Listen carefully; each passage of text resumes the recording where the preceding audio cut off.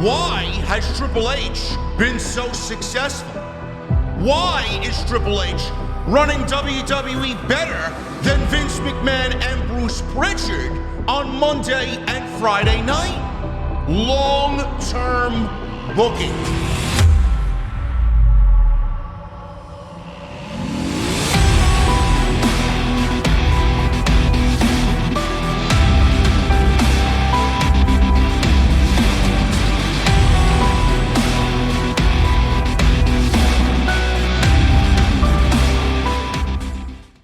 What is going on, guys? Thank you so very much for joining me right here on Off the Script. I got a little bit of extra for you. It is January 10th, 2023. I'm your host, JD from New York. As always, coming to you from the beautiful OTS venue. Thank you guys so very much for joining me on your Tuesday afternoons, wherever you may be. WWE is selling the company. Vince will see that it's sold. It cannot happen without Vince McMahon, who is now the head of the board of directors. Again, I don't want him there. You don't want him there. This means doom for WWE, but the company's going to be sold, and analysts are predicting that it's happening this year. I got all the news on that right here on Off the Script. Chelsea Green is back with the WWE. Yes, you may not have seen her, but that doesn't mean much of anything nowadays. She is back. What do I mean by that? We'll talk about Chelsea Green right here on Off the Script. And WWE breaks a WrestleMania record this year.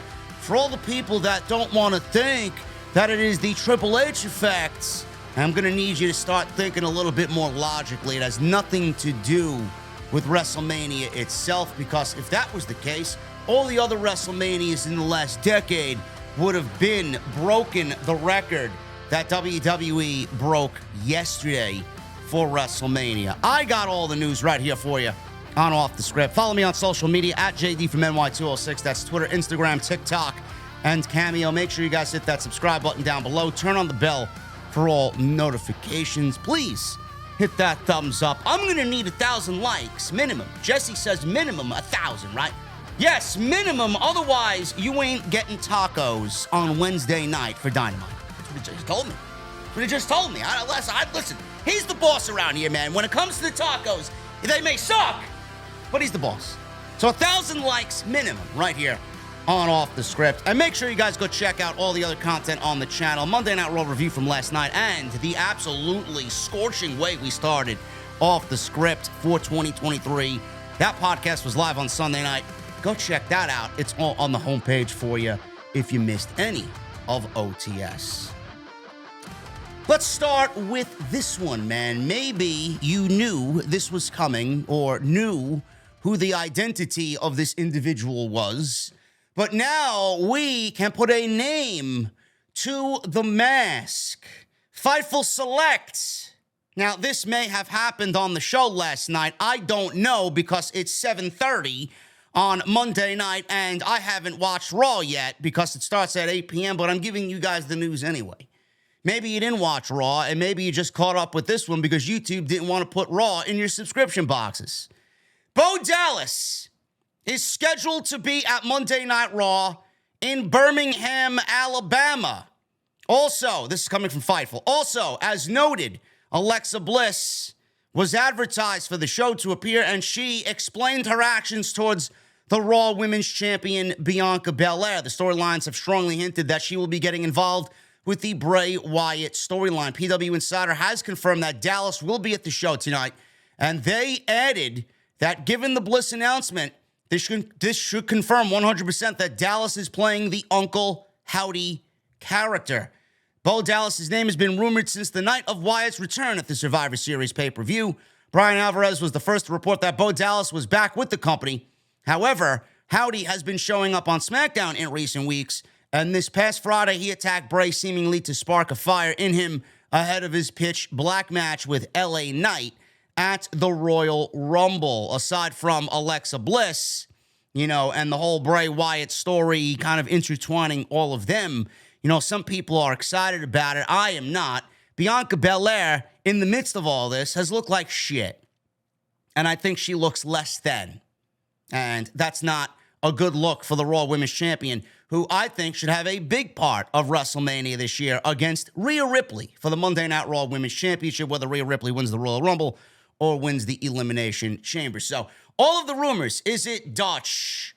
Is it Vincent of the Righteous from Ring of Honor fame?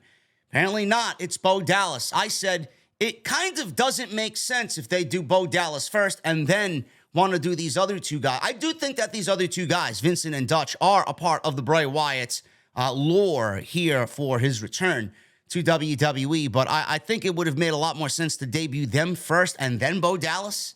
But WWE's going ahead with it, and they want to make a major splash, not only for Bray Wyatt going into the Royal Rumble, not only for this pitch black match, because nobody knows what the fuck it is, even though it's been announced now for a week and a half.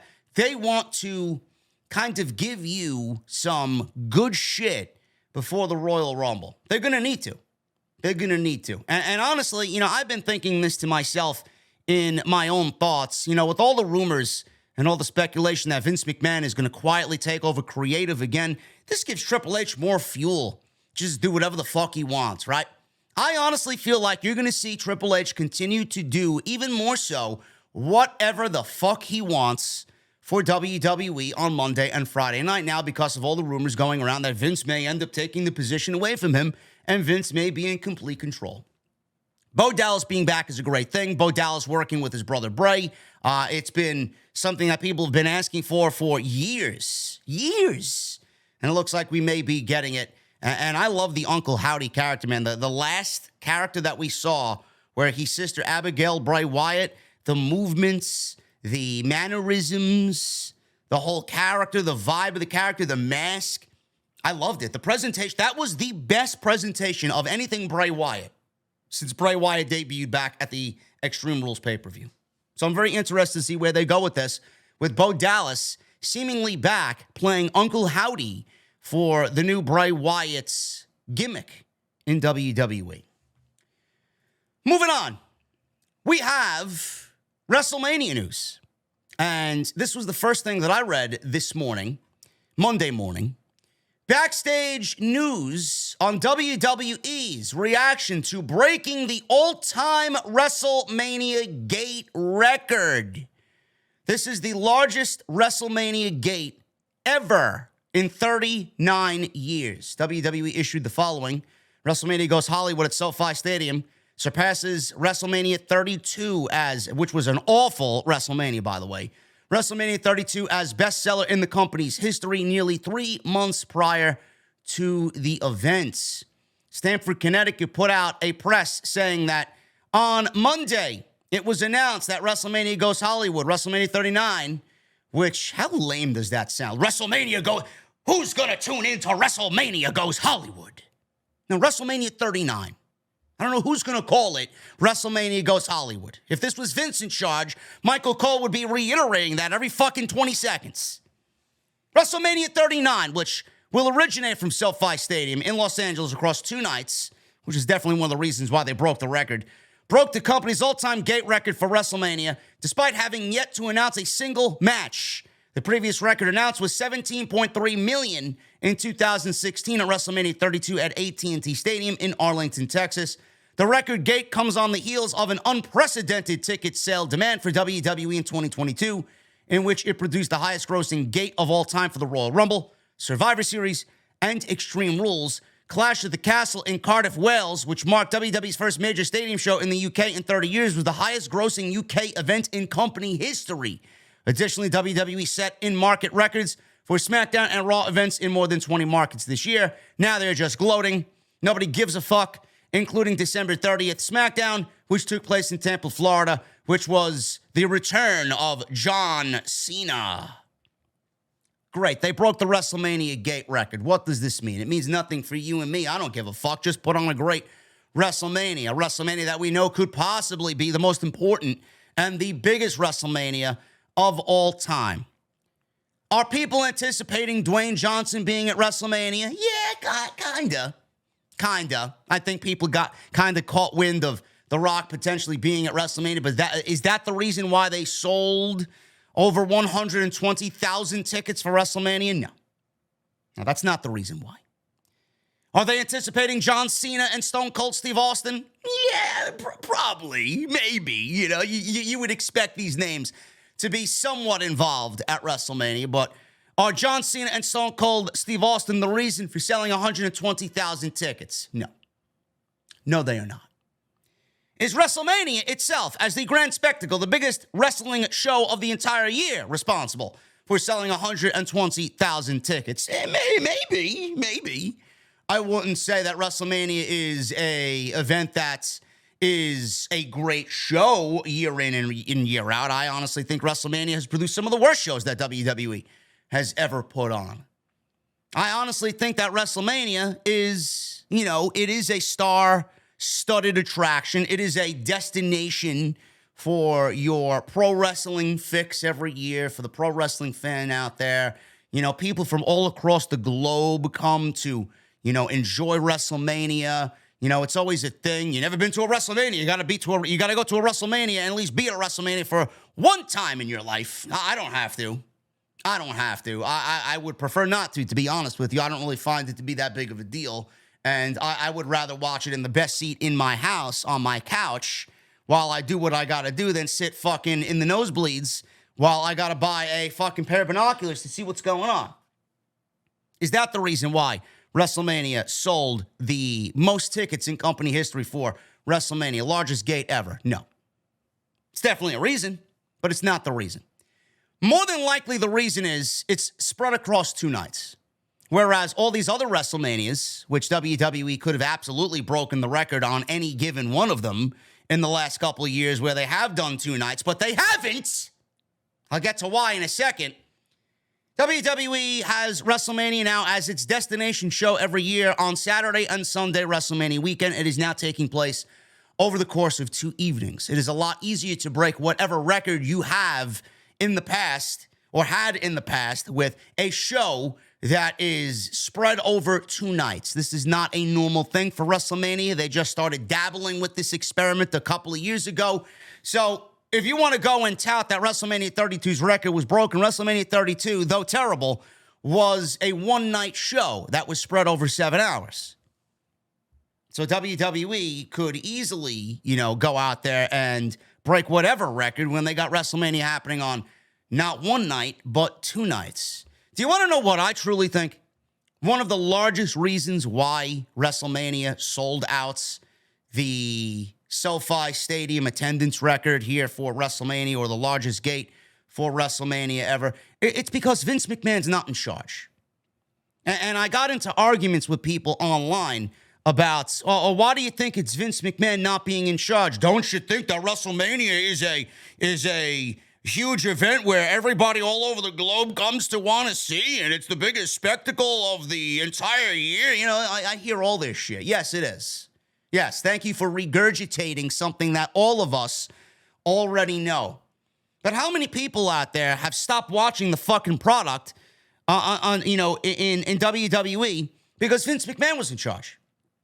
How many people? I can't even begin to tell you how many emails, how many DMs, how many IG messages, how many fucking whatever, tweets, Facebook messages that I've gotten telling me, JD, I haven't watched WWE in well over a decade. I haven't watched WWE in 5 years. I haven't watched WWE in 4 years because I was waiting for this date to come and Vince McMahon no longer being a part of the product. These people are actively telling me, all since this man retired back in June, that they stopped watching the fucking product and haven't watched the product because Vince McMahon was in charge. These same people, in the same breath, told me that I'm going to give WWE a chance now that Triple H is taking over. This absolutely, 100%, it may not be the majority reason as to why WrestleMania sold out. I'm not going to pin all the accolades on Paul Levesque. But if you do not think that Paul Levesque is directly responsible for injecting this much interest in the product and injecting excitement into the product to a point where Extreme Rules was the highest grossing Extreme Rules event of all time. Clash at the Castle sold out in fucking 2 weeks, 66,000 people. That was going to sell out regardless, but it ended up being one hell of a fucking show to a point where they go back next time, it's going to sell out even quicker because of the fucking quality of the show that Paul Levesque put on for Clash of the Castle. Survivor Series. This is what I don't get. This is why I'm here and why you're there. Survivor Series sold out before War Games was even a fucking thought in anybody's mind and before War Games was announced on Monday Night Raw and Friday Night SmackDown. So please explain to me why Survivor Series, a dead concept that Vince McMahon pissed on, sold out when WWE couldn't fucking garner interest for Survivor Series if they begged the fan base to in previous years. Yes, I'm sure that has to do with Survivor Series, the Thanksgiving tradition, right? Paul Levesque, Royal Rumble. WWE's produced some shit Royal Rumbles. Let me tell you, they sold Royal Rumble out 6 weeks ahead of the Royal Rumble. The largest Royal Rumble gate ever. Why? You want to know why? It's not because it's the Royal Rumble, because like I said, WWE has given us some fucking terrible Royal Rumbles. It's because Paul Levesque is embarking on his first WrestleMania season. And it starts at the Royal Rumble. Don't you think fans are excited about Triple H heading creative and booking a Royal Rumble all by himself with his team? You don't think that has anything to do with it? Same goes for the Elimination Chamber. Same thing goes for WrestleMania. Paul Levesque. The idea of Paul Levesque, Triple H in charge of WWE, absolutely has changed the excitement levels in WWE to a point where you are seeing the interest in the product at all-time highs. Because Vince McMahon is not there. That's why. It's not the main reason. It's not going to be the majority reason. It is one of the primary reasons on top of all the others that I just gave you. Vince McMahon not being there has given WWE an opening to break records and interest be at all-time highs. Because Vince McMahon is not there. Get used to it. Vince is a cancer to the product. And now we're seeing it full-fledged. Moving on. WWE. Backstage news on when they hope to complete the sale of the company. This is coming from Wrestling Observer Radio and Dave Meltzer. Dave Meltzer noted that WWE wants to complete the sale of the company by the middle of this year, ahead of talks with networks about its TV rights. Now the idea is that they're looking to sell before the TV deal. Meltzer later added that there's a lot going on. There's a lot to go through. They look like they are wanting to sell by the middle of the year, and the new TV deal wouldn't be going into effect until October of 2024 and possibly not be negotiated until the end of this year, most likely. It could be the beginning of next year as well, most likely before the end of the year, so it could be under new ownership, end quote, by Dave Meltzer. We are looking at a year where we could see the WWE sold. Now, I mentioned this on the podcast last night. Vince is doing everything in his power to put himself in a position to negotiate and have the only negotiations go through him because he is using this as a vehicle to get back into power. Now, I don't know who he sells the company to that would want Vince McMahon running creative, so whoever is going to be interested in the fucking product, this is my warning to you. Do not put Vince McMahon in charge of creative. I don't know why anybody would want him in charge of creative. He thinks it's going to work. He thinks this power play is going to work, but I hope to God it doesn't. I hope to God that it fucking blows up in his face. Now, Comcast is one of the leaders in this potential buying of WWE. Amazon, Netflix, Warner Media, Warner Brothers Discovery, Endeavor, who owns the UFC, the Saudi government. We don't know who's going to make a play for the WWE. NBC, Universal, Fox are obviously there as well.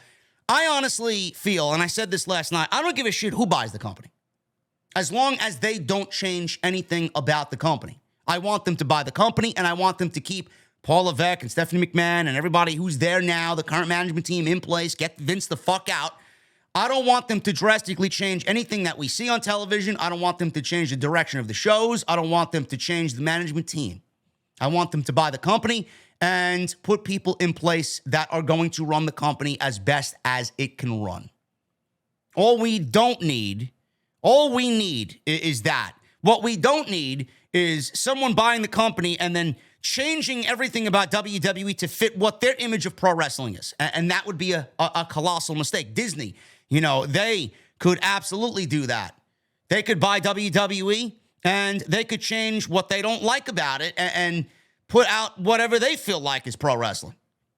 Nobody wants that. Why would you take something like WWE, a well-oiled machine like WWE, and start changing shit around? That's what I don't want to have happen, and neither do you. But we're looking at possibly summer. After WrestleMania, I would assume we're going to get a potential sale for the WWE. It's going to be very interesting to see where Vince McMahon lays in all this. It's going to be ridiculous. It is going to be an absolute fucking nightmare waiting to happen. Just, we're all, as a fan base, walking on eggshells because of what Vince McMahon did this week. And you know he's going to use this as a power play to once again regain complete control of the company because he's already done that. He's already done that. He's absolutely gutted the board of directors to a point where he's given himself majority voting. He already had majority voting power. Now he's got all his fucking cronies on there where they are going to say yes, yes, yes, yes, yes.